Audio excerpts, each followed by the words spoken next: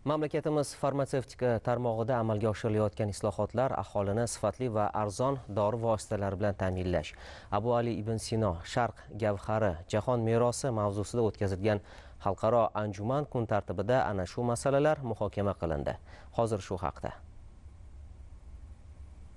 Yurtimizda farmatsevtika sohasini rivojlantirish, aholining xavfsiz hamda sifatli dori vositalariga bo'lgan ehtiyojini ta'minlash davlat siyosatining ustuvor yo'nalishlaridan biridir. Toshkent Farmapark klasterida bo'lib o'tgan Abu Ali ibn Sino Sharq gavhari jahon merosi mavzusidagi an'anaviy xalqaro ilmiy amaliy anjumanda shu xususda so'z bordi. Sog'liqni saqlash vazirligi, Ibn Sino jamoat fondi hamda farmatsevtika mahsulotlari xavfsizligi markazi hamkorligida o'tkazilgan tadbir buyuk alloma Abu Ali ibn Sino tavalludiga 1045 yil to'lishi va farmatsevtika mahsulotlari xavfsizligi markazi tashkil etilganligining 30 yilligiga bag'ishlandi. Anjumanda yurtimiz vakillari bilan birga Amerika Qo'shma Shtatlari, Rossiya, Xitoy, Janubiy Koreya, Turkiya, Polsha, Shvetsariya, Hindiston, Singapur, Indoneziya, Iordaniya, Qozog'iston, Qirg'iziston va Tojikiston kabi mamlakatlardan 300 nafardan ortiq ishtirokchilar, jumladan xalqaro tashkilotlar mas'ullari, yetakchi olimlar qatnashdi. Yig'ilishlarda 50 ga yaqin ilmiy ma'ruza, mahorat darslari va farmatsevtika mahsulotlari ko'rgazmalari taqdim etildi.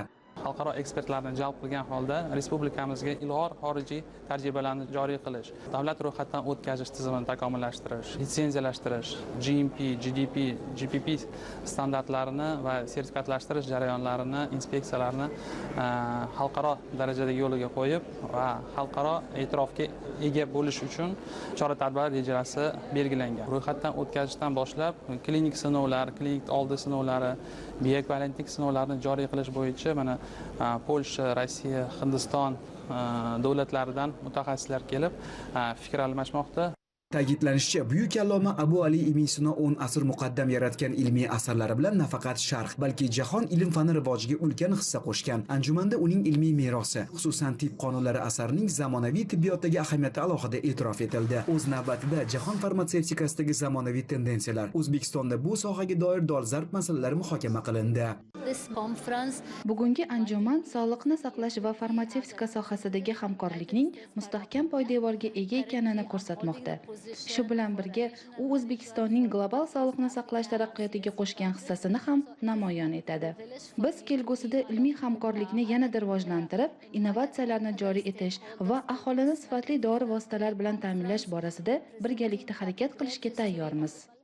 Ma'lumki, farmatsevtika mahsulotlari xavfsizligi markazi dori vositalari, tibbiy buyumlar va tibbiy texnikalarni davlat ro'yxatidan o'tkazish, standartlashtirish, sertifikatlashtirish hamda litsenziyalash orqali davlat nazoratini amalga oshirib kelmoqda. Muassasa o'z faoliyatini jahon standartlariga muvofiqlashtirishga alohida e'tibor qaratyapti. Bu yo'nalishda ISO 9001 xalqaro sifat boshqaruvi standarti joriy etilgan bo'lib, farmatsevtika jarayonlari bosqichma-bosqich raqamlashtirilmoqda. Markaz Jahon sog'liqni saqlash tashkiloti, USP, ICH, IMDRF, IPRP, EduCAM kabi xalqaro tashkilotlar bilan to'g'ridan-to'g'ri hamkorlikni yo'lga qo'ygan. Anjumanda ICH assambleyasi raisi Lenita Lindstrom, EduCAM direktori hamda IPRP boshqaruv qo'mitasi raisi Pedro Doyer kabi xalqaro darajadagi mutaxassislar onlayn murojaatlari orqali O'zbekistonda bu soha rivojiga alohida e'tibor qaratilayotganini ta'kidlab o'tdi.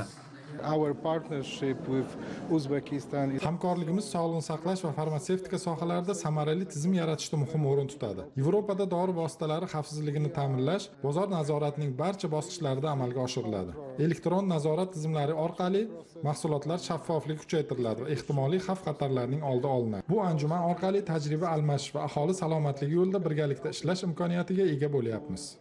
Anjumanda O'zbekistonda milliy farmakopiyaning yaratilishi farmatsevtika sohasidagi tarixiy yutuq sifatida alohida e'tirof etildi. Raqamlashtirish jarayonlari esa nafaqat sohani takomillashtirish va samaradorlikni oshirish, balki dori vositalari xavfsizligi bo'yicha xalqaro standartlar hamda talablarni milliy qonunchilik va nazorat tizimiga integratsiya qilishda muhim ekanligi qayd etildi. Tadbir doirasida farmatsevtika sohasini rivojlantirish, aholining xavfsiz hamda sifatli dori vositalariga bo'lgan ehtiyojini ta'minlash yo'nalishida fidoyilik ko'rsatgan bir guruh mutaxassislarga O'zbekiston Respublikasi Sog'liqni saqlash a'lochisi ko'krak nishoni topshirildi. Shuningdek, yakunda farmatsevtika mahsulotlari xavfsizligi markazi qator nufuzli tashkilotlar bilan hamkorlik hujjatlarini imzoladi.